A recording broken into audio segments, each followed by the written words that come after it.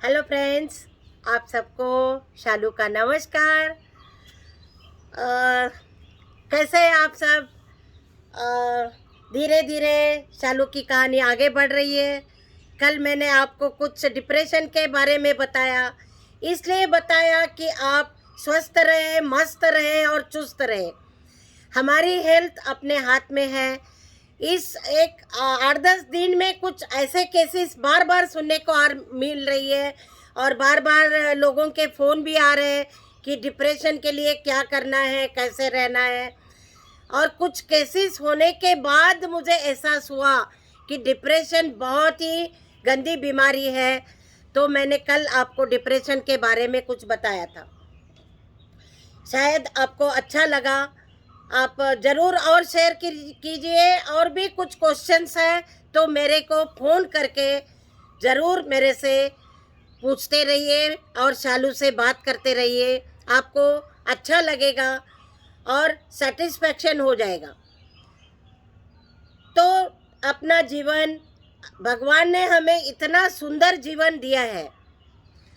हम कहते हैं भगवान ने रोक दे दिया, भगवान ने मुझे ऐसा क्यों किया, भगवान ने मुझे, मैंने इतनी भगवान की पूजा की, भगवान ने मुझे ऐसी गंदी बीमारी दे दी।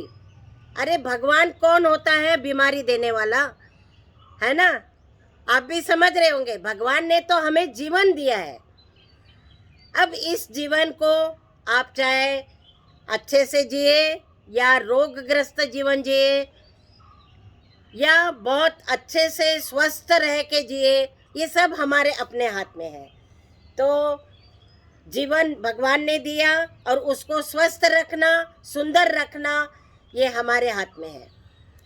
तो आप भी ऐसे रहने का प्रयास करिए।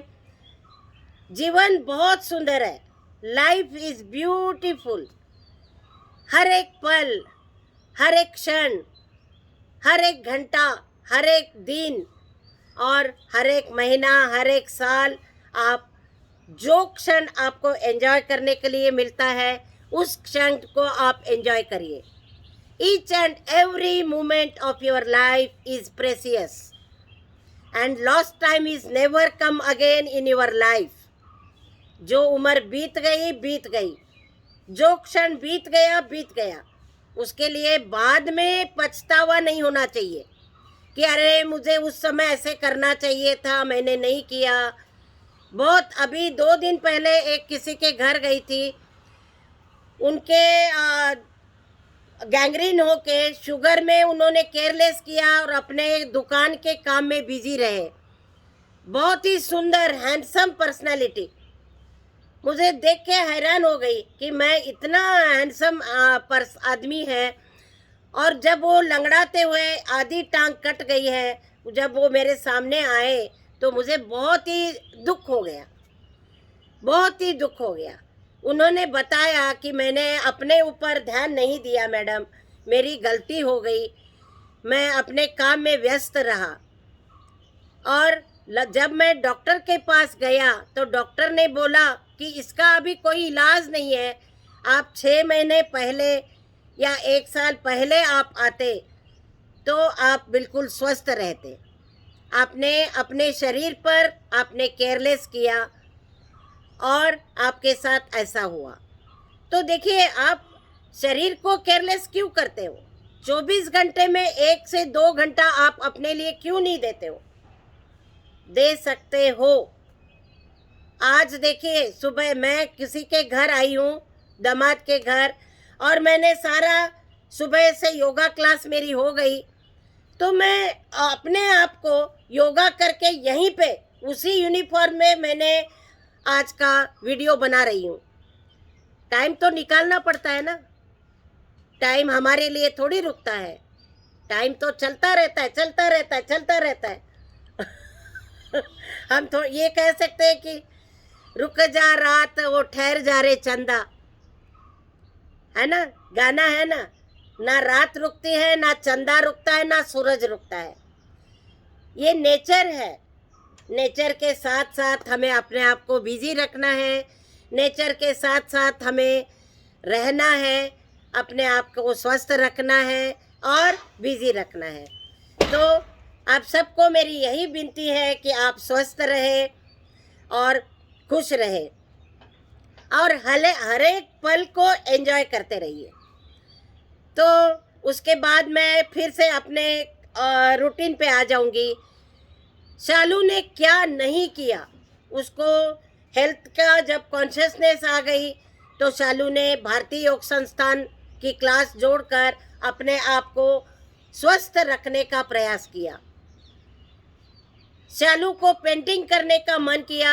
शालू फटाफट मार्केट गई, पेंटिंग का सारा सामान लेके आई, पेंटिंग की, एग्जीबिशन की और बहुत सारे कर्नाटक से दिल्ली तक मैंने सब जगह एग्जीबिशन की।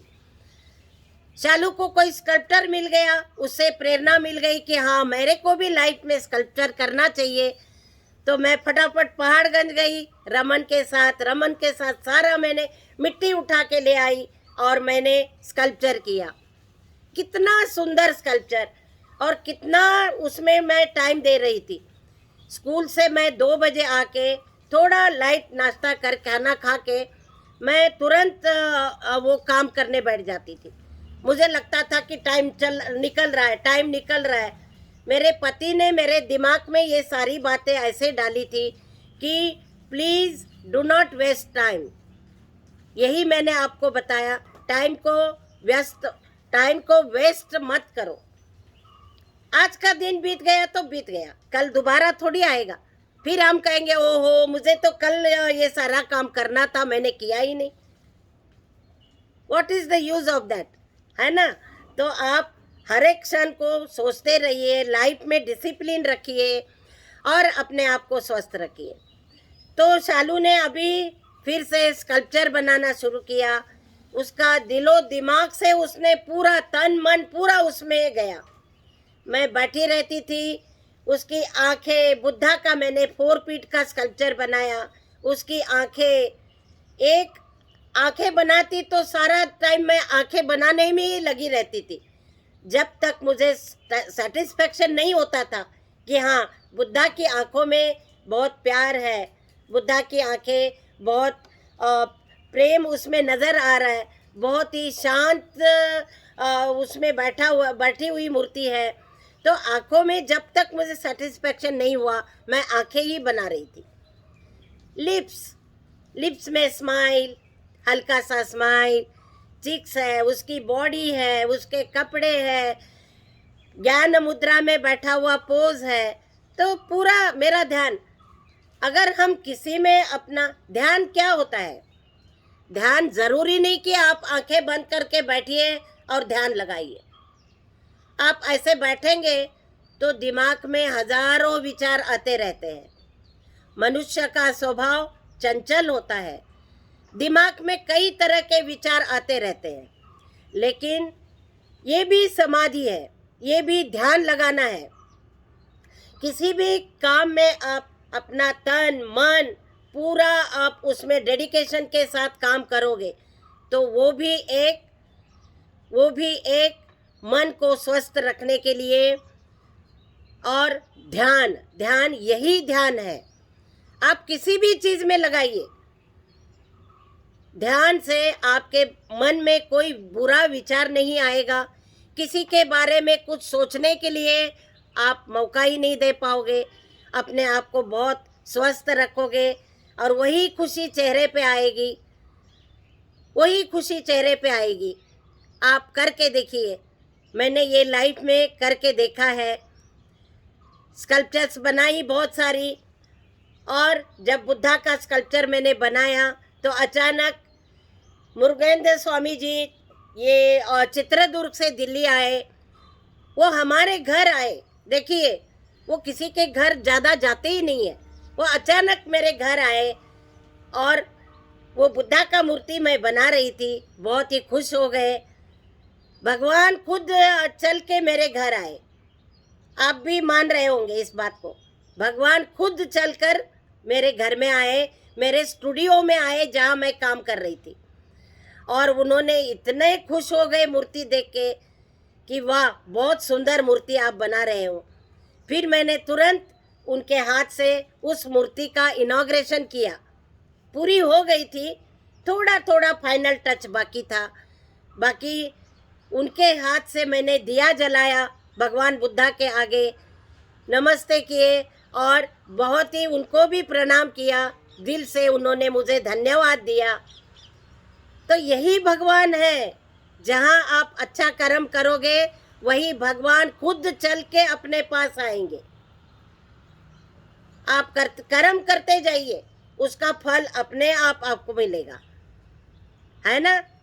तो आज का एपिसोड में इतना ही मैं कहूँगी और आगे फिर आपको इंस्पिरेशनल स्टोरीज बताती रहूँगी। शालू ने और भी बहुत कुछ किया है, तो देखते रहिए, सुनते रहिए और एंजॉय करते रहिए और अपने ऊपर अप्लाई भी करिए।